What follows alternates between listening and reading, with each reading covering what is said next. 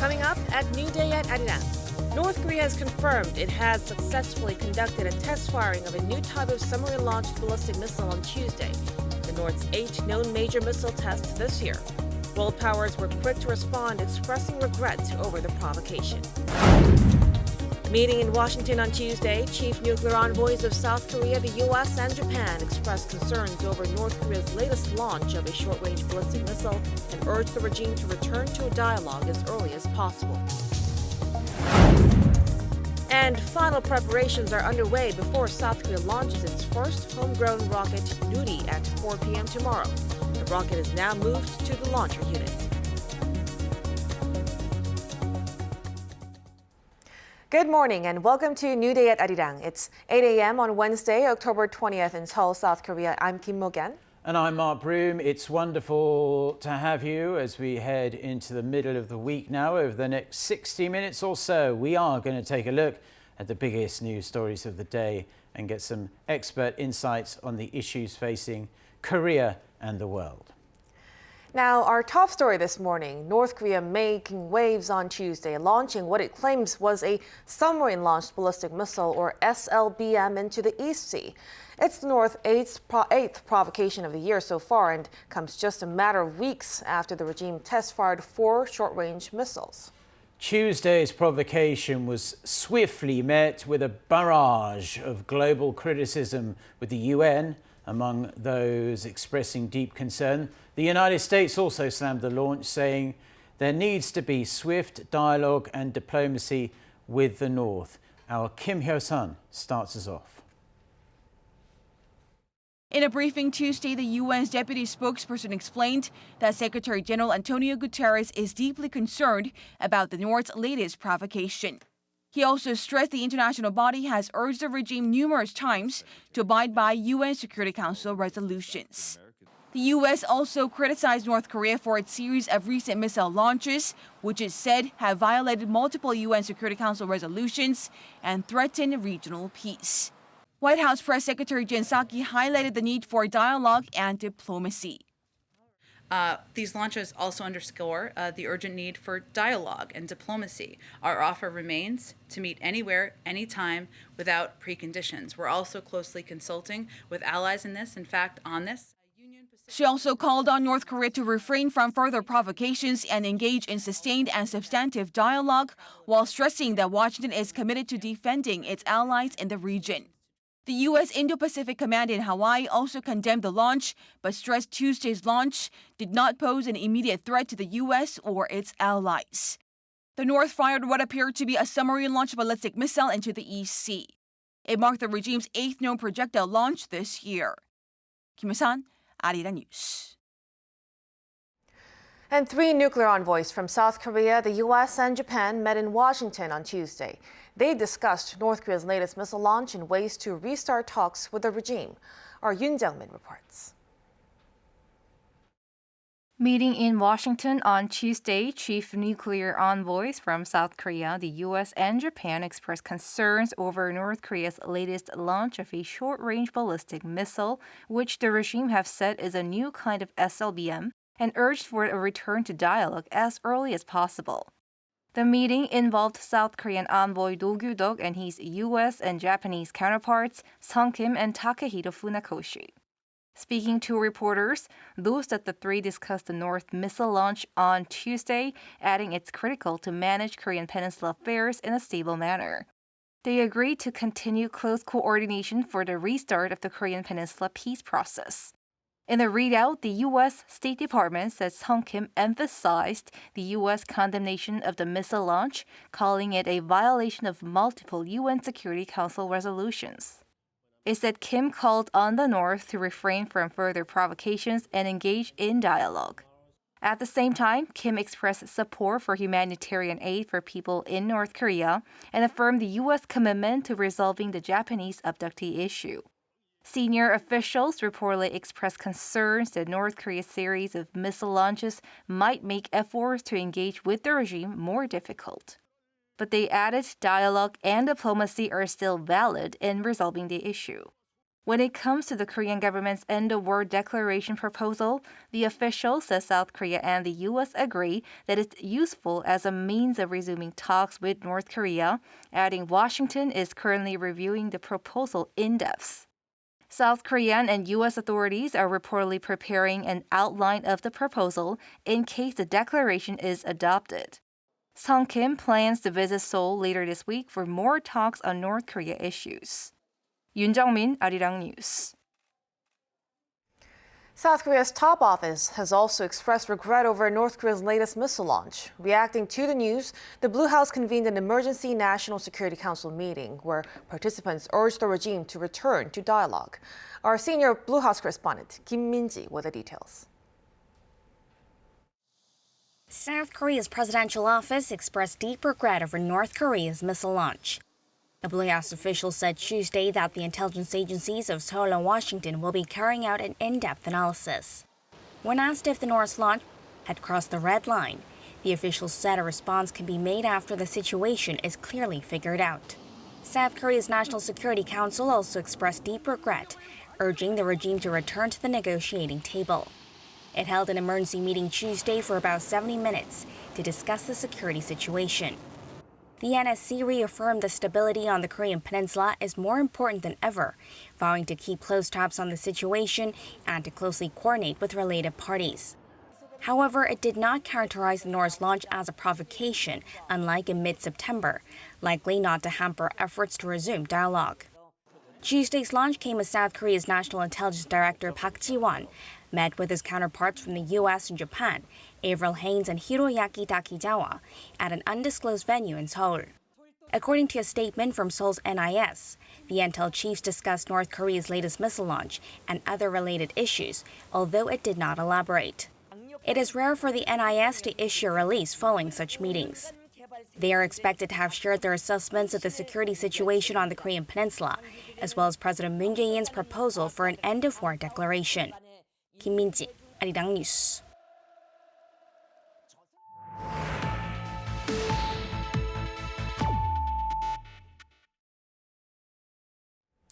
Moving to the coronavirus situation here in South Korea and the world, we're now a few days into what are slightly eased social distancing measures before we shift into the South Korean government's so-called living with COVID-19 scheme. Yes, to give us the latest updates and more, joining us live from our studio is our COVID-19 correspondent Kim Yeon-seung in the studio with us. Good morning, Yeon-seung. Good morning. Good morning. Now first, let's start with South Korea's COVID-19 tally for today. What are we expecting? Well, last night saw quite a jump. 1,501 more people had tested positive by 9 p.m. Tuesday. That's almost 500 higher than the tally at the same time Monday night. Health authorities project that the total tally announced on Wednesday morning will round up to somewhere around 1,600. Now, South Korea's newly confirmed COVID-19 cases on Monday and Tuesday were around the 1,000 mark, and we had been told by health authorities here that they had been expecting it to gradually continue going down. So what exactly has happened in the meantime? Well, I first want to mention that these COVID-19 testing centers generally conduct fewer tests over the weekend, so the tally early in the week is generally lower compared to the rest of the week. Now let's look at the numbers. More than 3/4 of the infections stemmed from the greater Seoul area, but there were also chains of infections detected in non-capital regions, notably Chungcheongbuk-do province. Until 10 p.m. last night, the province reported 69 local cases, seeing linked infections from a high school, middle school, and a nursing home. Right. Now let's move on to the vaccination front. Do we have any updates in that area? Yes, we certainly do. Health officials expanded the group of eligible recipients in the booster shot campaign. They announced Tuesday that people who've gotten their COVID-19 vaccine doses overseas are also eligible for booster shots in South Korea. So this might be very relevant to many people watching Arirang News right now. These people can receive their booster shots 6 to 8 months after being fully inoculated. But for people with an immune deficiency, it's recommended that they get the booster shot 2 months after their most recent jab. They can start getting their booster jabs as early as next month. And just fill us in by exactly what you mean by immune deficiency. Right. So earlier this week, the government set specific standards on people who have certain immune deficiency. And these people are people who have these health conditions, including acute leukemia, lymphoma, multiple myeloma, bone marrow fibrosis, and solid cancer. And people who've gotten a hematopoietic, that is a very difficult word to pronounce, stem cell transplantation within the last 2 years, or people who are on immunosuppressants 2 years after the procedure are also eligible to get the booster shot starting from next month. Yes. Now, Yun-sing, I heard the U.S. is also looking to greatly expand their booster shots. Tell us more on that. Well, as part of their initiative, the U.S. Food and Drug Administration later this week is planning to allow the mix and match approach for booster shots. That means that people in the U.S. can get a different kind of COVID-19 vaccine as a booster. Currently, the FDA has only given the green light for Pfizer boosters in certain populations. But this move will give flexibility and perhaps lessen the appeal of Johnson & Johnson boosters that seem to have quickly waning vaccine efficacy compared to Moderna or Pfizer. Well, a study actually shows higher antibody levels in people who've taken the mix and match approach compared to people who've stuck with the same Johnson & Johnson shot.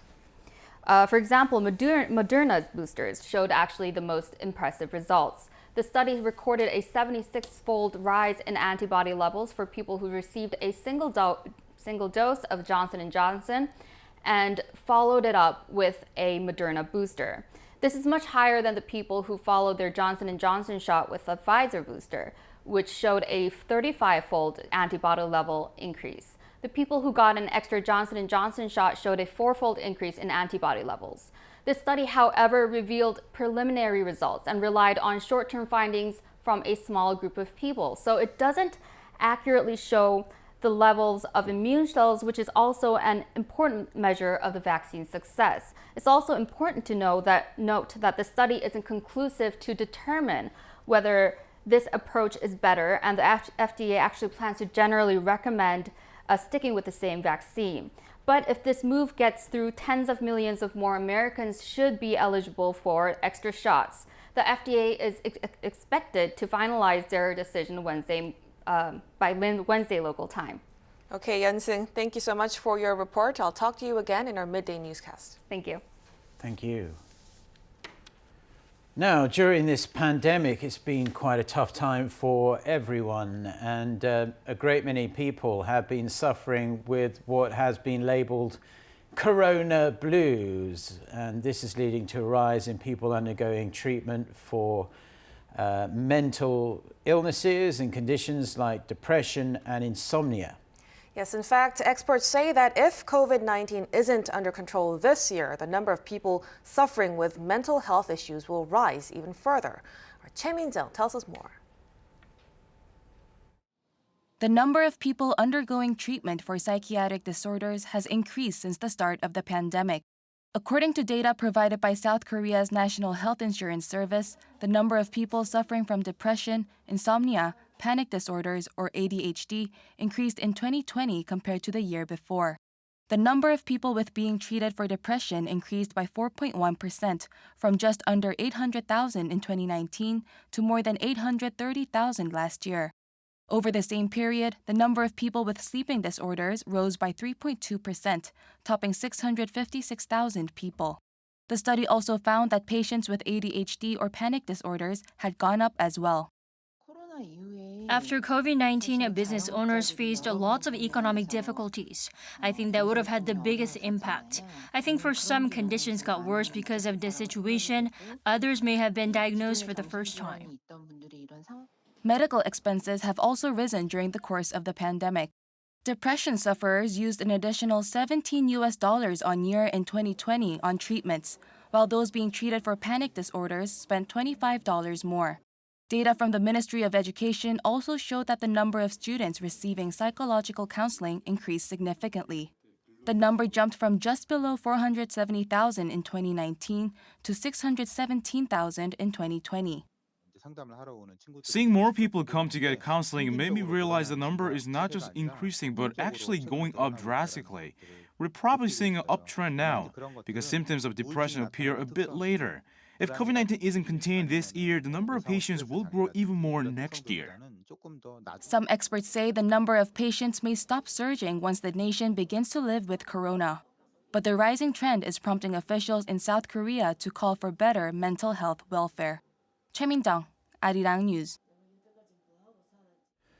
Now, a handful of countries around the world have been using COVID-19 vaccine passes or passports, however they describe them, in a bid to stem the spread. And now South Korea is reviewing similar measures. Specific details are not yet out, but it's already proving controversial, as it has in a great many other nations. Our Choi Won-jong hit the streets to hear what the South Korean public thinks about this idea and Faz's report. As a part of a gradual return to normal life, the South Korean health authorities are considering a so-called vaccine pass for access to public facilities and businesses. But as in other countries, the idea is controversial. Some see it as a way to encourage people to get vaccinated. I personally think we do need vaccine passes. If we're going to live with COVID-19 going forward, we probably need some level of herd immunity by having more people get vaccinated.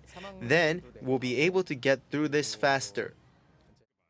I think it's a great idea. If you can show that you're vaccinated, why not go out and flash it around?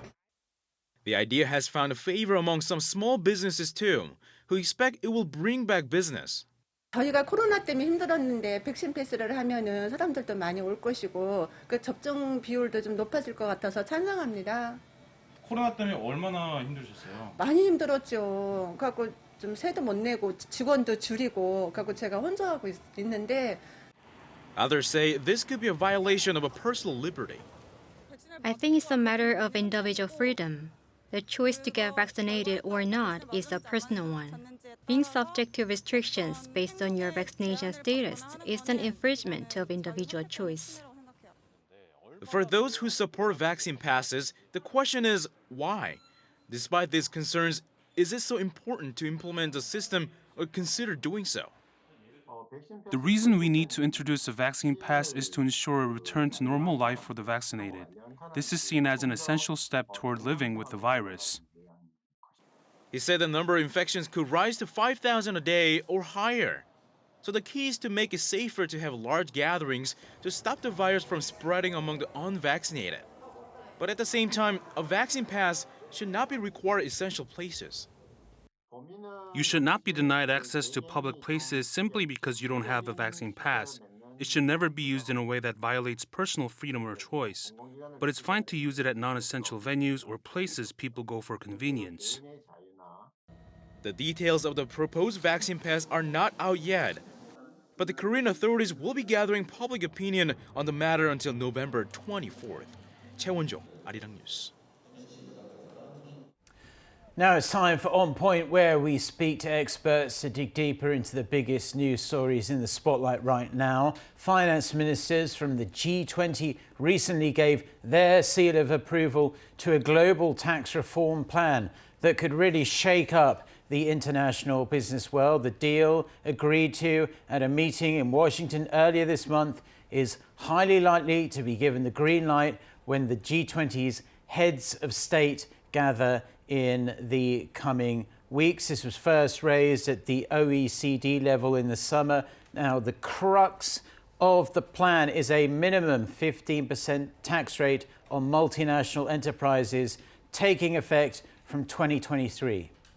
The minister said the new system will establish a more stable and fair international tax system by allowing the home country of the parent company to collect the difference between the rate paid by the subsidiary of the low tax jurisdiction and the 15% rate.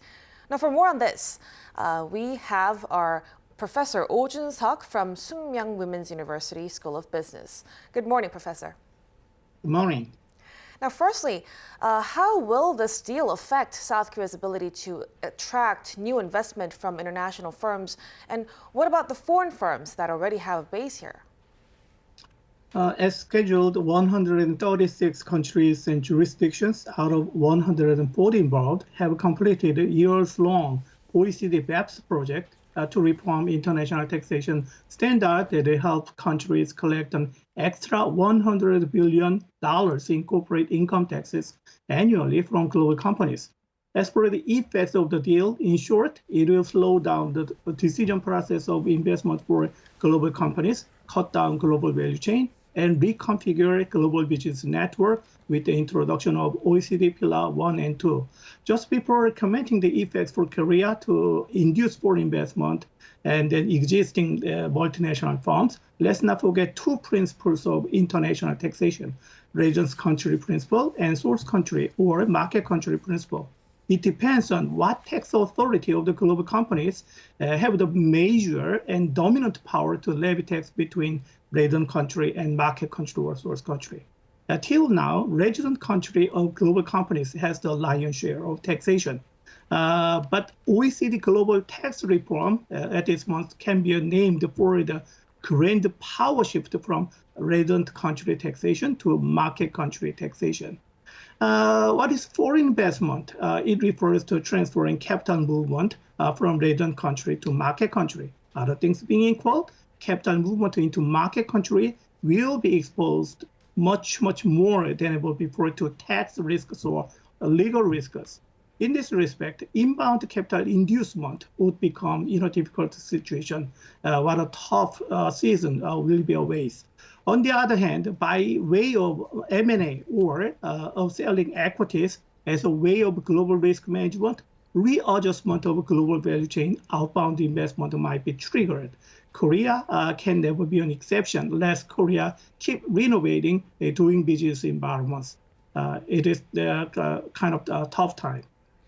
Okay, and just briefly, which of South Korea's sectors are most likely to be affected by this? And do you foresee some of the sectors banding together to attempt to form, or at least ask for an exemption, if that's even possible? For the time being, I suppose the effects on Korean multinationals hopefully might be limited or slightly affected because the tax deal applies for companies with global revenue of over 20 billion euros, equivalent to 23 billion US dollars, and profitability above 10% of revenue. The finance ministry said, in a tone of political consideration, the new global tax regime is expected to have a limited impact on the competitiveness of Korean firm. As Korea's corporate income tax rate is 25% already, paying more than the minimum 15% being mandated by the global tax reform, and that international tax treaties could prevent Korean companies from double taxation. Samsung Electronics with roughly $209 billion of revenue, and SK Hynix with $28 billion revenue are both above the threshold and could find themselves having to pay higher taxes and pay more of their taxes to other market countries.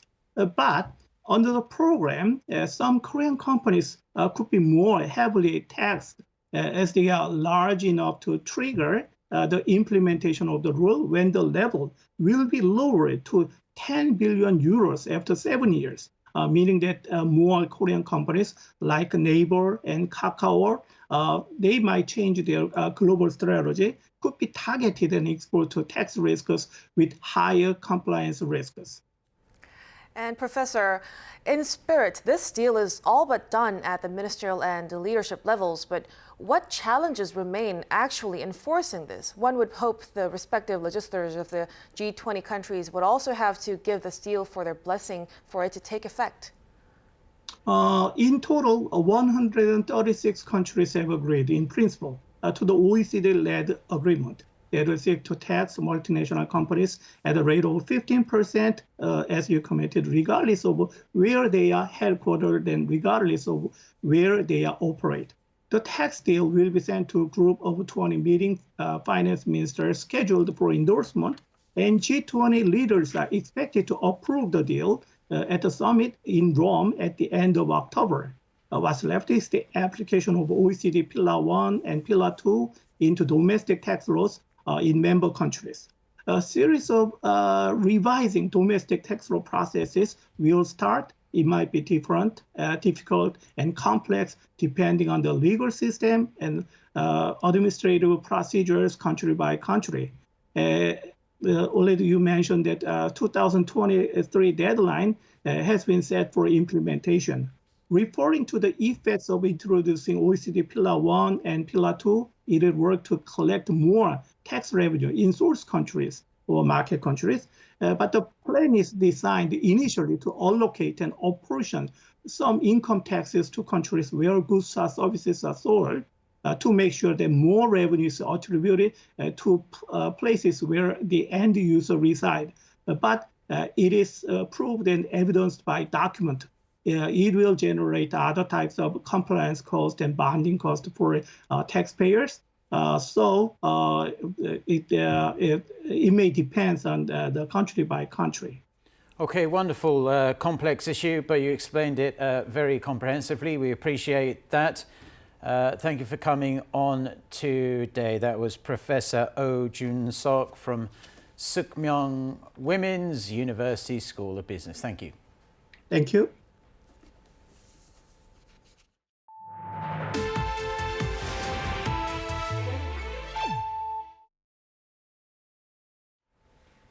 Final preparations are underway before South Korea launches its first independently developed rocket on Thursday afternoon.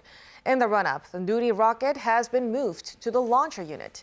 Researchers and residents in Korea's southwest are expressing a mixture of nervousness and excitement. Lee Kyung-eun with the details. A temporary testing site has been set up at the Naro Space Center in Gohung County, Jeollanam-do Province, in the southwest of the country. And lining up are researchers at the Korea Aerospace Research Institute. They're making final preparations prior to South Korea's first ever independently developed Nuri rocket is launched on Thursday.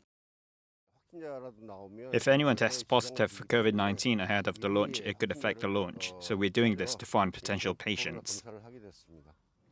With a day left until the launch, the rocket headed to the launcher unit on Wednesday morning, having completed its final assembly. It marks a milestone achievement after 12 years of hard work. It's like I'm taking the college entrance exam. What's different this time is that I feel like I prepared well because I studied hard. In the meantime, the area around the launch site has been quiet for the past few days, seeing no visitors. Local residents are just hoping for a successful launch. It's a rocket launch that relies solely on Korean technology. It must succeed. We're so excited because it's a domestically developed rocket. I hope it's a go at the first attempt. The Nuri rocket is expected to blast off at around 4 p.m. Korea time on Thursday. The exact time will be announced in the morning. Lee Kyung-eun, Arirang News. And like we've just heard, South Korea's first independently developed rocket, Nuri, is expected to help launch satellites into orbit and accelerate development of the local space industry. Industry watchers are also paying attention to the potential secondary economic gains. Kim Sang-min reports. Nuri's success is expected to generate an economic effect worth $2.5 billion, and considering the broader impacts that follow, that amount goes up to $14 billion. Part of that is the ability to launch satellites more cheaply. South Korea is expected to send up more than 100 satellites in the next decade, and until now, each launch has cost hundreds of millions of dollars. But because Nuri can carry satellites weighing more than 1.5 tons, its success would mean that South Korea can save a huge portion of those costs. And whether it succeeds or not, it still presents a lot of opportunities for the industry to grow. It could lead to technological developments that can be used across industries, and it could create jobs. Around 300 firms took part in Nuri, and we expect the project will lead to a subsequent growth of demand for space vehicles and satellites, which will lead to more economic effects.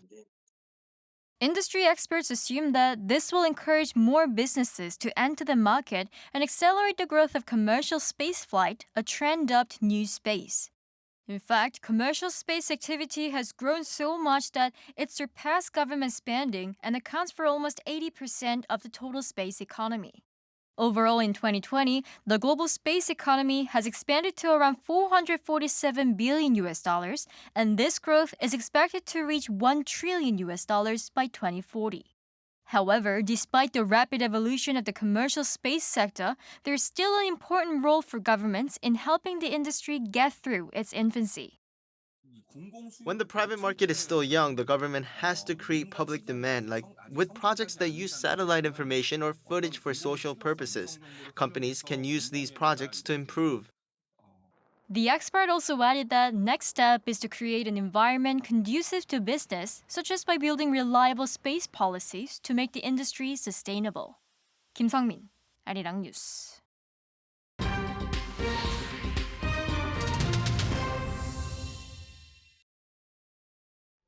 Now we cross over to our Oh Soo-young for Global Insight for an in-depth look at important developments in world affairs.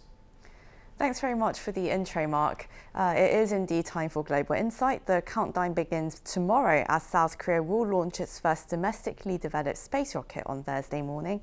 And provided that the weather conditions are good, the Nuri rocket should blast off at 4 p.m. from the Nuri Space Center in Gwohung, South Jeolla Province. If launched successfully, Korea will become the world's 7th country with homegrown rocket technology to launch a satellite over 1 ton into orbit. We're going to discuss how far the rocket program has come 11 years after it started and what we can look forward to until the year of 2030 when South Korea hopes to make a lunar landing. And for this, we connect with American space lawyer Professor Michelle Hanlon. She is the co-founder and president of For All Moonkind and is also president of the National Space Society and co-director of the Center for Air and Space Law at the University of Mississippi School of Law. It's an honor to have you on our program, Professor Hanlon. Thank you for coming on the show. Thank you so much. It's always a pleasure to be here. And well, first of all, the Nuri rocket launching tomorrow, very exciting stuff. It's been an incredibly, there's been a lot of anticipation for this among all South Koreans. But then when you look into the small print, though, it does say that developers expect a 30% success rate from this launch. And to be honest, that doesn't sound like there's much to celebrate. So what really is the significance of this launch and what would mark it as success? So what's really important to remember is that you don't have success without failure, right? So you need to understand, you need to build that in. For every success, you've had just monumental amounts of failures. So for South Korea, this is an incredible opportunity to, and I think it's going to be successful, but if for some reason it's not, it's an incredible opportunity to learn about your own technology, to learn about your own mistakes, to make your own mistakes and to own those mistakes. Anything that happens tomorrow, success or failure, there's going to be so much data and information that the researchers and scientists and engineers receive from that launch that they will be able to improve future rockets by their efficiency, weight capacity, cost. This is such a great moment in time for the space agency because you have the entire, nothing can go wrong because you're going to learn so much from this launch regardless. And Professor Hanlon, if South Korea does successfully launch the Nuri rocket, then of course it's going to become the 7th country in the world with the ability to launch a rocket using indigenous technologies. What does it mean for a country to have this independent capability to launch satellites into orbit? So it's so important to remember how important space is to our daily lives, right? Everything we do is somehow touched by space. Whether it's on our phone, our GPS system, telecommunications, getting satellite data in order to know if a river is going to flood, what the river flow looks like. And so South Korea is building for itself this opportunity to launch these kinds of technologies and these satellites on its own timetable and on its own terms. So no more will you have to wait in line perhaps for a SpaceX launch or an Ariane launch. No, you can build your launch, you can build your payload to fit your rocket. You can retrofit your rocket so that your payload fits better. You are your own best customer, you are your only customer, and your launch vehicles will cater to what you need as a country. And of course, also think about national security and things like and safety.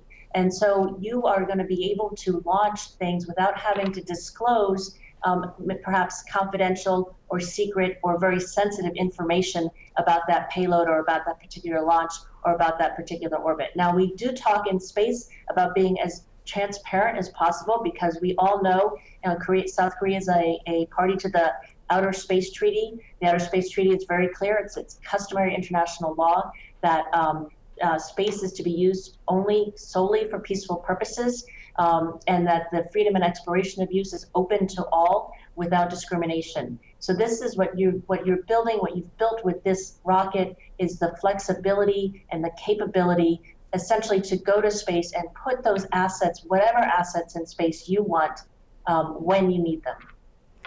And of course, there are going to be other launches that follow the one that happens on Thursday. But after the Nuri rocket is tested this week, then what would be the next step for developers? So what's really exciting is you are just opening the entire universe up to South Korea with this rocket, right? Because from here, you are going to be able to build more and more efficient and rockets. Your launch costs are going to go down. You're going to, I read that the government is talking about sharing this information and eventually privatizing this information. So it's such a smart move by South Korea because space is the future. And so what this signals is that you are building not just the capability to go to space, you are building a new economy based on space, which is the future. If we look around the world, we look at countries like Luxembourg and UAE. They are transitioning Luxembourg from finance to a space economy, UAE from oil to a space economy. Just like South Korea is now looking to the future to support the South Korean people, to support the South Korean economy, to support the South Korean state, because we know that everything, whether it's asteroid mining or space solar power, getting energy from space and reducing our energy costs, space imaging data, the possibilities of what space has to offer are as endless and universal and infinite as space itself. And so this is, when you look at this launch, again, whatever happens, you are on this first step to a bursting economy with so many possibilities for the citizens of South Korea. It's just it makes me giddy. And it certainly is very exciting to hear about all these, well, what seem like infinite opportunities and the potential of space technology. But South Korea is, of course, it's aiming to reach the moon by 2030 as the one major step. How feasible do you think this vision is, and what are you looking forward to seeing over the next 10 years? So I'm going to play the optimist. I think South Korea will be on the moon in 2030. There are a lot of people going back to the moon. What I see within the next decade are a lot of robotic and also crewed missions to the moon. We're in a sort of mini, I don't want to call it space race, but there's a competition. We have the United States and its partners planning a mission under what they call the Artemis Accords. We have China and Russia planning a mission under and just sort of to a moon base. Of course, South Korea is a member of the Artemis Accords. It has signed those accords with the United States. And so that is a big boost in terms of helping South Korea get to the moon, because we're talking about transparency, we're talking about standardization, we're talking about collaborations where we don't have to reinvent things from one mission to the other. South Korea is going to be able to work with Artemis partners to share knowledge and technology, and that's another reason I think you are going to get to the moon by 2030. I'm really, in the next decade, I'm really looking to see the moon really honestly being treated like the Earth's next continent. And I don't mean exploiting, I mean exploring. There are a lot of secrets on the moon that we don't know about. Is there water on the moon? Or is there, well, we know there's water on the moon. How much is on the moon? Where is it? How can we mine it? How can we harness the resources of the moon to assist ourselves on Earth? But more important, the moon is very close. And so much like South Korea has this new launch, this baby step into space, the moon is a baby step to the universe. We want someplace close by to be able to test things so that we can go to Mars and so that we can go to other asteroids. And so we're going to use the moon responsibly as a testing ground. And again, South Korea is a member of those Artemis Accords, and they talk about the responsible exploration of the moon and the responsible use of the resources and the sustainable use of the resources. So it's really exciting to see South Korea in particular being able to harness these partnerships and collaborations and contribute to that responsibility. We don't want to enter an era of using things up. We are looking at exploring space very differently from the way our forefathers and foremothers explored the Earth. And again, I think South Korea is poised to really take advantage of that. Right, and as you said, we're looking forward to more collaboration between South Korea and the United States as well as the world takes these, as you said, baby steps into the wider universe. And we're seeing more and more commercial ventures into space. And there's that one question that everyone asks, of course. I'm sure you get this quite a lot. When is space travel going to become available or affordable for the average Joe?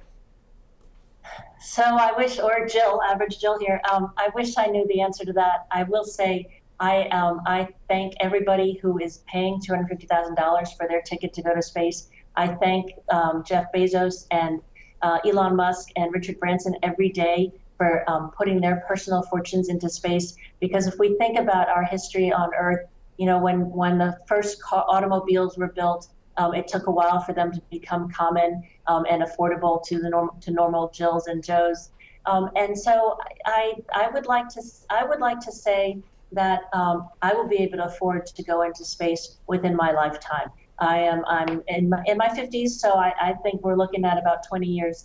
What's really fantastic is because countries like South Korea are able to exhibit and demonstrate this technology, and I think the more and more launches we get, whether it's commercial or from a government standpoint, the cheaper and cheaper it's going to become, because every time we launch, and again, whether it's a successful launch or not, however you peg it, every launch is successful because every launch helps us reduce the cost of the next launch, which means those ticket prices go down. Well, we had so many more questions to ask you, Professor Hanlon, but I'm afraid this is all the time we have. We hope we can speak with you again in the future. Thank you so much for your time today. Thank you so much for having me again, and I will be watching with bated breath. Thank you. Thank you.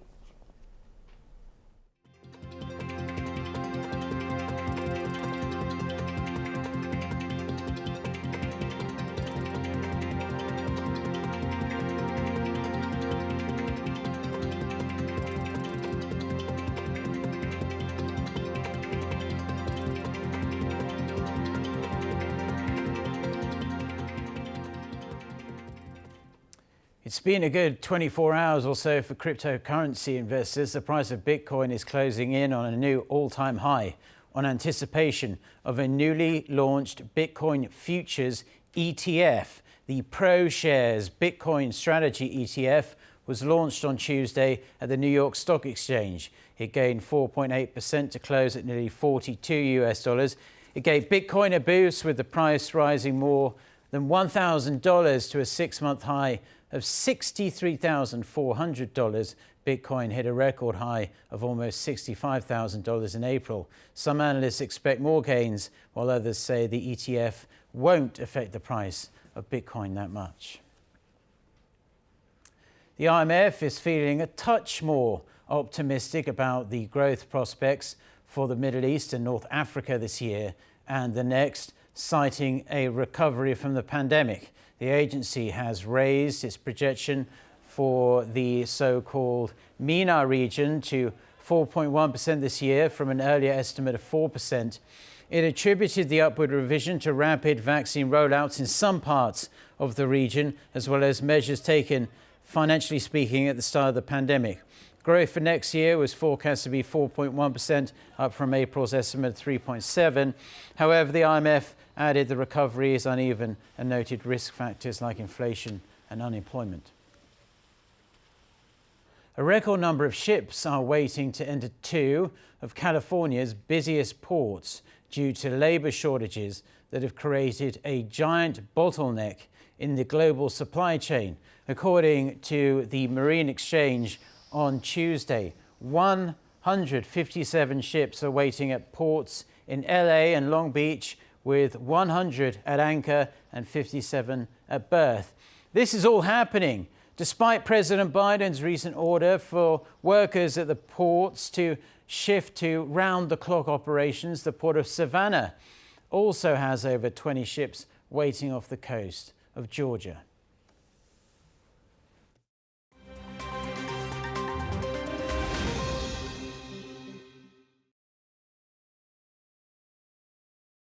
Let's take a look at what's going on in the world now.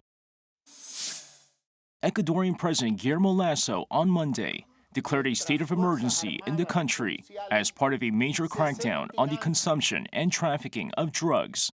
Lasso says the move was a response to rising homicide figures nationwide and other crimes related to drug seizures. He added all political and social sectors should work together as the streets of Ecuador have just one enemy: drug trafficking. The 60-day state of emergency will allow the military to join drug and arms confiscation operations in 9 of the country's 24 provinces, with patrols taking place 24 hours a day. The latest declaration comes as violent deaths have also been on the rise within the country's prisons, which the government has blamed on fighting between drug gangs. The Spanish Coast Guard rescued 70 migrants on Tuesday, roughly 22 kilometers off the coast of the Canary Islands. The group of migrants included 64 men and 6 women. All rescued migrants were reported to be in good condition, except for one man who was evacuated from the vessel by helicopter and quickly sent to a nearby hospital.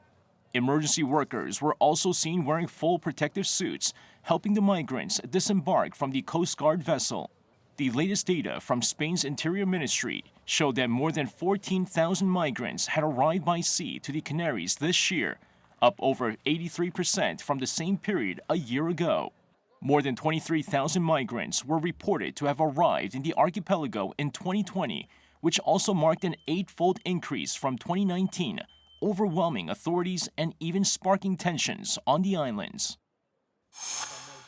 The UN Climate Agency on Tuesday released a grim prediction on the state of Africa's climate. The latest report by the World Meteorological Organization noted that Africa's renowned eastern glaciers, including Tanzania's Kilimanjaro, will vanish by the 2040s, while 118 million people could face imminent drought, floods, or extreme heat, while climate change could shave 3% off the continent's GDP by the middle of the century. Africa, as this report emphasizes, is warming more and at a faster rate than the global average. This calls for more urgent and appropriate policy responses both in Africa and globally. Beyond being a snapshot of climate trends, extreme weather, and associated risks and impacts in key sensitive sectors, the report highlights lessons for climate action in Africa. According to recent data, 2020 was Africa's 3rd warmest year on record, while an estimated 1.2 million people were displaced by storms and floods in the same year. Lee Seung-jae, Arirang News.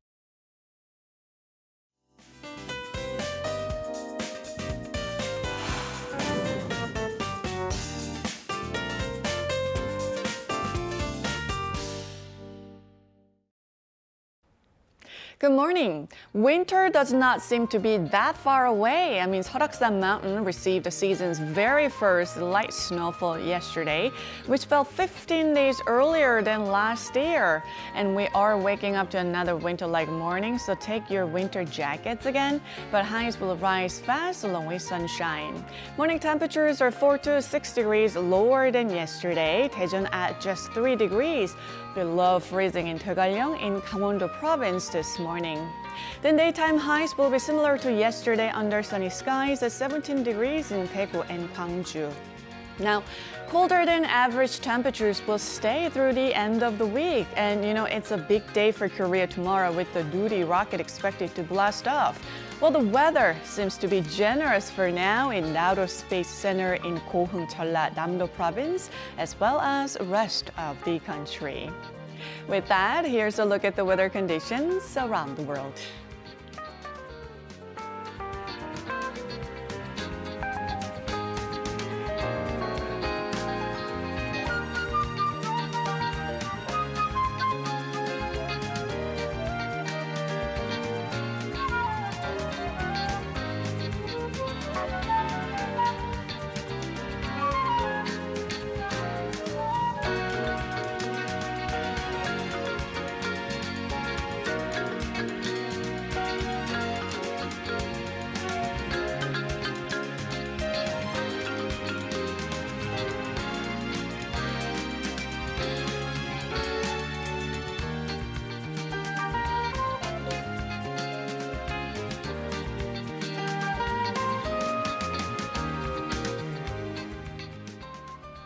Well, this is where we are going to wrap up this Wednesday edition of New Day at Arirang. Thank you for spending the past hour or so with us. I'm Mark Broom. And I'm Kim Mo-gan. Mark will be back in an hour with special coverage of this year's Seoul International Aerospace and Defense Exhibition from 10 a.m. And both of us will be here at the same time on Thursday for another edition of New Day at Arirang. Goodbye. Goodbye.